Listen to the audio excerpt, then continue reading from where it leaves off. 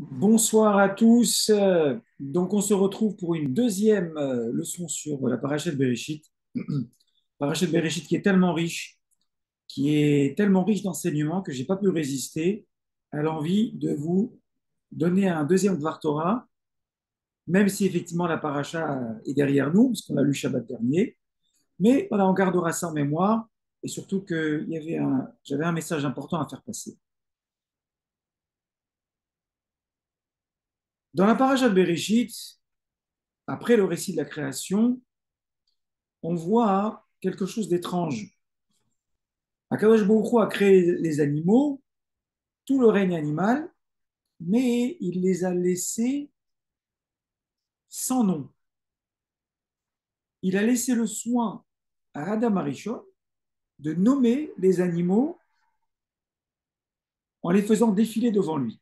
Et on va voir que ce n'est pas un choix anodin, ce n'est pas une initiative neutre. Vous allez comprendre. C'est marqué dans le Pérec Bet, deuxième chapitre. D'abord, au Passouk Yutet, on voit que Kadosh Baruch Hu a créé les animaux. Vayitzer Hashem Elokim mina Adama kol hayat asade. Akadosh Baruch Hu a façonné, créé tous les animaux des champs, Vet kol rof hashamayim, et tous les volatiles qui sont dans les cieux. Vayave el ha'adam, et il les a apportés devant Adam Arishon, lirot mayikralo, pour voir quel nom il allait leur donner. Vechol asher yikralo ha'adam, et tous les noms, chaque nom que Adam Arishon a donné à l'animal, la Torah nous dit Nefesh Chaya ou Shemo. Nefesh Chaya, c'est pas simplement il avait un petit chat, il l'a fait défiler devant lui et il lui a demandé alors ce chat on l'appelle comment Milou. On va lui donner quoi comme nom et puis finalement c'est un nom conventionnel. Pas du tout. Le nom choisi par Adam Arishon, c'est Nefesh Chaya, c'est-à-dire que le nom qui lui a été donné permet à cet animal de survivre et de procréer et ainsi de perpétuer la race animale. Donc c'est une responsabilité terrible. Nefesh Chaya, c'est quelque chose que l'on va trouver au moment où Akadosh Baruch Hu lui-même a créé l'homme. Et d'ailleurs, c'est intéressant parce que la création de l'homme et la création des animaux, on retrouve énormément de termes qui sont identiques. Alors, au sujet de la création de l'homme, il est écrit Vayitzer Hashem Elohim et Adam Afar mina Adama. Akadosh Baruch Hu a créé donc l'homme, Afar, à partir de la terre, de la poussière, mina Adama de la terre, Vayipar be'apav nishmat hayim. Et il a soufflé dans ses narines un souffle de vie, nishmat hayim, c'est la fameuse neshama, Vayehi Adam le nefesh haya. Et ainsi, l'homme a pu vivre. On retrouve donc le terme Nefesh Chaya, qui est la partie de la vitalité de la Neshama, qui est en réalité la vie. Et c'est ce même Nefesh Chaya qui a été donné par Adam Arishon quand il a nommé les animaux. Onkelos, au sujet de la création de l'homme, je fais une petite parenthèse, au moment où on voit que Adam, que Akadosh Baruch Hu a insufflé ce fameux Nefesh Chaya, Onkelos, celui qui a traduit la Torah en araméen, dit la chose suivante. Unefah be'an pohi, Hachem a soufflé dans les narines, nishmata de haye, une neshama de vie, vahavat ba'adam, et ainsi chez l'homme est apparu, ruach memalela. Ruach memalela, c'est le don de la parole. C'est-à-dire qu'en même temps que Akadosh Baruch Hu a insufflé une neshama chez l'homme, il lui a en même temps soufflé le don de la parole qui caractérise l'homme au milieu de toute la création et qui le distingue. Parce que tous les animaux ont des modes de communication, mais ils ne sont pas dotés de parole. La parole, ici, on nous apprend que la parole a véritablement une vocation créatrice, puisque c'est avec cette même parole, le fameux logo, c'est-à-dire le verbe créateur par lequel Akadosh Baruch Hu a créé tout ce qui se trouve dans l'univers, puisque c'est écrit Vayomer Hashem, Yehi Or, Vayi Or. Hashem a dit, Hashem a dit, Hashem a dit. C'est le fameux abracadabra. Vous savez, la fameuse formule magique que beaucoup connaissent, mais que très peu de gens doutent même l'origine, à savoir abracadabra n'est pas une formule magique. C'est la manière avec laquelle Akadosh Baruch Hu a créé le monde.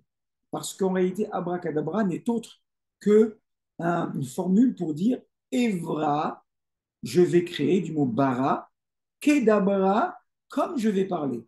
C'est-à-dire, je crée en parlant. Alors, c'est devenu une formule magique, mais en réalité, c'est quelque chose qui remonte à la création du monde par Akadosh Baruch Hu. Donc, on retrouve ici la même terminologie et Akadosh Baruch Hu a donc laissé le soin à Adam Arishon de nommer les animaux et le nom qu'il leur a donné constitue la composition atomique de cet animal et la formule de vie même de cet animal. On fait passer un cheval, Adam Arishon l'appelle Sous. Sous n'est pas juste un nom qui sied à l'animal qui est devant moi. C'est exactement le nom par lequel on doit appeler cet animal et qui va lui permettre de se perpétuer avec le temps. Idem pour para, une vache, shor, un taureau, etc., etc. Donc on voit aussi, derrière Hagav, une chose très importante, c'est que le Lashon HaKodesh n'est pas une langue conventionnelle. C'est-à-dire que dans toutes les langues, on a décidé un jour que tel objet, on l'associerait à tel mot. C'est une convention, c'est arbitraire.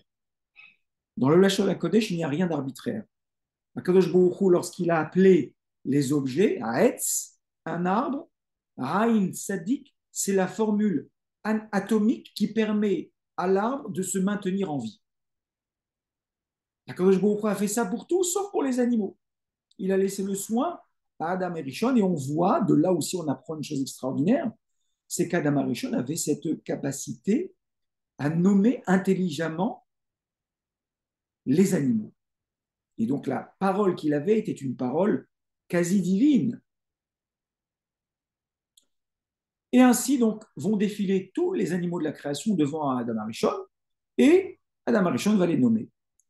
On voit un peu plus loin, pas dans la Torah, mais c'est un midrash qui le dit, une fois que Adam Arishon a nommé tous les animaux, Akadosh Baruch Hu se tourne vers lui et lui dit, alors maintenant, je voudrais que tu te choisisses pour toi un nom. Qu'est-ce qui, à ton avis, te caractérise le mieux? Et là, Adam va dire, je veux que tu m'appelles Adam. Et là, on se dit, pourquoi Adam? Kimina Adama Lukoha. Parce que j'ai été pris de la terre et donc je veux que tu m'appelles Adam. Adam rappelle Adama la terre.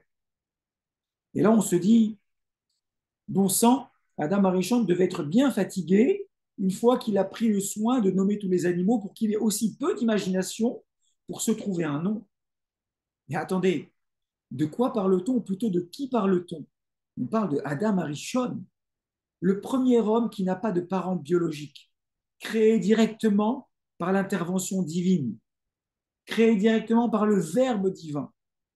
Ce n'est pas une création sous forme de partenariat, comme la Gemara Nida va le dire. Aujourd'hui, de nos jours, chaque être humain a trois partenaires. Adam, son père, sa mère, Akadosh Baruch Hu, son père et sa mère. Adam Arishon n'a qu'un seul partenaire dans sa création, Akadosh Baruch Hu lui-même. Akadosh Baruch Hu a créé Adam Arishon Betselem Elokim, Betsalmo, Tselem, c'est-à-dire, dans Tselem, on retrouve le terme, le mot qui désigne une photo. Un appareil photo, c'est Matslema, c'est-à-dire un appareil qui permet de faire la copie conforme de ce que j'ai devant moi. Tselem, Matslema, Kavyachol, Adam Arishon a été créé Betselem Elokim. Akadosh Baruch Hu, chez l'être humain, chez le premier homme, il a mis son tselem, il a mis son image. Et là, Adam Arishon choisit juste Adam parce qu'il vient de la terre. Le Alter de Slabotka va dire bien au contraire de ce que l'on pourrait penser. Le choix de Adam Arishon de s'appeler Adam est un choix extrêmement judicieux. Adam Arishon va raisonner. Il va dire la chose suivante. Je suis le premier homme sur Terre. Je suis celui qui a été créé directement par Akadosh Baruch Hu. J'ai une responsabilité terrible. Je suis l'être le plus complexe et le plus parfait de la création. Toute la création m'est assujettie. Il se pourrait que parfois, j'oublie mes origines et que je manque de modestie, de hanava.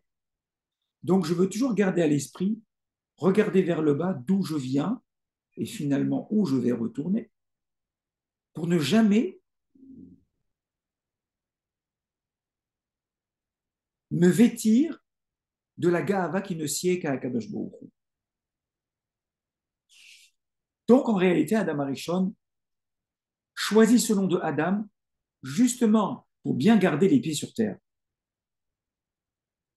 On retrouve la même dichotomie le jour de Kippour, qui est passé il n'y a pas si longtemps. Chazal ont choisi comme lecture publique pour le jour de Kippour des textes que parfois on comprend et que parfois on comprend moins.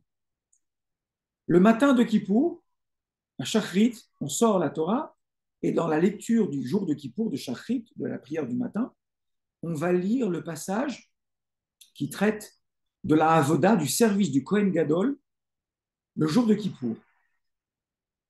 On parle de quoi? Le jour le plus saint de l'année.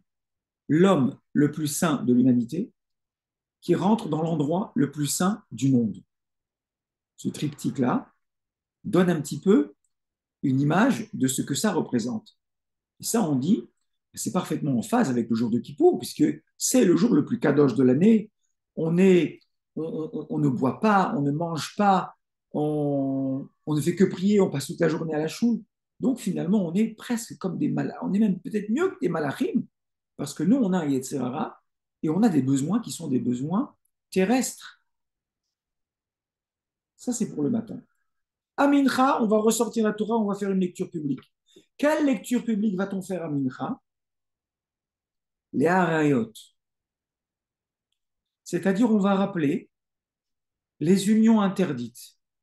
Je n'ai pas le droit de me marier, je n'ai pas le droit d'avoir d'union avec telle femme, avec telle femme, avec telle femme. Et là, on se dit, bon sang, mais de quoi parle-t-on? Le matin, on était déjà dans l'endroit et dans le moment le plus kadosh. On a parlé de la avoda du Kohen Gadol au Beth Amikdash. Et maintenant, qu'est-ce que tu me parles à Midra, alors qu'on a encore plus faim, qu'on est encore plus empreint de Kedusha, tu vas me parler des unions interdites. C'est exactement la même idée. Plus on s'élève et plus on est guetté par un danger qui est la chute. Pour éviter la chute, il faut toujours regarder vers le bas. Sinon, on peut être pris d'un vertige. Ce qui est intéressant dans le récit de la création des animaux par rapport au récit de la création de l'homme, c'est que lorsque Hachem va finir la création du règne animal, il va dire, comme à plusieurs reprises lors de la création du monde, Vayar Elohim Kitov. Dieu vit que c'était bien. Quand il a créé les animaux, Kitov. Tous les animaux, même la petite fourmi, elle mérite son Kitov. Quand Hachem a créé la fourmi, Akadosh Baruch Hu dit, c'était bien cette fourmi. En revanche, lorsqu'il va s'agir de la création de Adam Arishon, il n'y a pas de Kitov. Qu'est-ce que ça veut dire? La création de l'homme n'était pas une bonne chose? Certainement pas.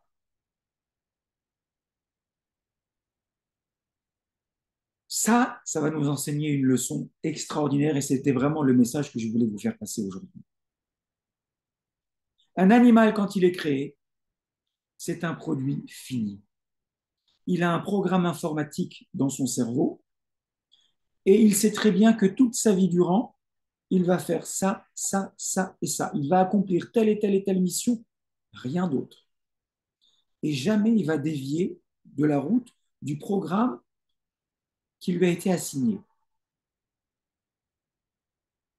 Madame Arishon n'est pas un produit fini. Adam, l'homme, est une créature dynamique en cours de construction. Akadosh Baruch Hu ne peut pas dire une fois qu'il a créé Adam Arishon, Vayar Elokim Kitov. Pourquoi? Parce que c'est Adam Arishon lui-même qui va définir son Kitov. Je lui ai donné à la naissance un potentiel. Il va falloir qu'il exploite ce potentiel. Il est caché, il est en lui. Et c'est lui qui va décider, une fois que son potentiel aura été exploité, qu'effectivement, Akadosh Baruch Hu, mais c'est à la fin, pas au début de sa création. Après 120 ans qu'on dira, Vayar Elokim Kitov. Cette personne que j'ai créée, que j'ai envoyée sur Terre, c'est un Kitov. Elle a parfaitement su exploiter son Kitov, son potentiel. Mon cher Abénou, il est né le 7 Adar, il est niftar le 7 Adar, il a vécu 120 ans jour pour jour. Mon cher Abénou a accompli sa mission terrestre, c'est l'exemple, c'est l'archétype du Kitov. Nos sages, dans la Gemara Brachot d'Af Yud Zayin Amud Bet, disent la chose suivante. Lorsqu'ils se quittaient l'un l'autre, ils disaient la phrase suivante. Olamcha tir'e bechayecha. Que tu puisses voir ton monde de ton vivant. Formule très énigmatique qu'on ne comprend pas vraiment. Je répète, que tu puisses voir ton monde de ton vivant. Rabbi Shimon Schwab, il explique cette formule de la manière suivante, et c'est absolument extraordinaire. Il dit, il ne faut pas lire Olamcha, il faut dire He'alemcha tir'e bechayecha. Qu'est-ce que ça veut dire He'alemcha? Ce n'est pas ton monde. Ton He'alem, le He'alem, c'est ce qui est caché. Et on va traduire donc maintenant cette formule avec cette signification, que tu puisses voir la partie qui est cachée en toi de ton vivant. Ça, c'est une bracha extraordinaire. C'est-à-dire que Akadosh Baruch Hu nous envoie sur terre avec des kélim, avec une intelligence. On n'est pas tous égaux devant cette intelligence. C'est une réalité. Celui qui pense que tous les êtres humains sont égaux, c'est une erreur. C'est même un drame. Parce que on irait de frustration en frustration. Je ne serai jamais Moshe Rabbeinu. Je ne serai jamais le Gadol Hador. Par contre, Akadosh Baruch Hu a placé en moi des choses que je dois exploiter. Et il y a un secret pour exploiter tout mon potentiel qui s'appelle, plutôt il y en a deux, le travail avec l'effort et le temps. Sans effort, on n'arrive à rien. La Mishnah Avot nous le dit, Lo yagarta umatzata ta'amin. Yagarta umatzata ta'amin. Tu as fait des efforts et tu es arrivé à quelque chose. Si quelqu'un te dit une chose pareille, tu peux le croire. Yagartiv lomatzati la ta'amin. J'ai fait des efforts, j'y suis pas arrivé. La Mishnah Avot nous dit, ne le crois pas. C'est un menteur. Quand on fait des efforts, on arrive à atteindre des objectifs. Il ne faut pas se tromper d'objectifs. Les objectifs qui nous ont été assignés à la naissance. Chacun a un objectif et une mission différente. Et le deuxième facteur, c'est le temps. Le temps est un facteur, un paramètre déterminant, ou plutôt la manière dont on gère le temps. Dans la tradition juive, le temps est sacré. Les Juifs rendent le temps sacré. Mais Kadesh Israël Behazmanim. Ce n'est pas par hasard que lorsque on fait la bracha dans la Hamida pour les fêtes, on dit que Mekadesh Israël Behazmanim, on met sur le même plan la Kedusha, le peuple juif et le temps. Donc le peuple juif a cette particularité de pouvoir sanctifier le temps, le rendre Kodesh. Sanctifier le temps, ça signifie le rendre éternel. C'est-à-dire que lorsque je fais quelque chose, lorsque j'étudie la Torah, mon temps n'est pas un temps terrestre. Mon temps devient un temps éternel. C'est-à-dire cette partie de mon temps que j'ai consacrée à l'étude, je l'avais déjà dit il y a quelques années, ces 20 minutes que nous sommes en train d'échanger ensemble n'appartiennent pas au temps. Elles appartiennent à l'éternité. Ces 20 minutes-là, vous avez écouté un Dvar Torah, personne ne pourra nous les prendre. Yehi Ratson, que quel que soit notre âge, quelle que soit la personne qui écoute ce shiur, soit une personne de 15 ans, une personne de 50 ans, même une personne âgée, qu'elle utilise en permanence son temps pour exploiter son potentiel jusqu'à la dernière minute et jusqu'à son dernier souffle. Amen, Kenny Ratson, je crois que c'est la plus belle bracha que nous pourrions nous donner les uns les autres. Shavuot Tov.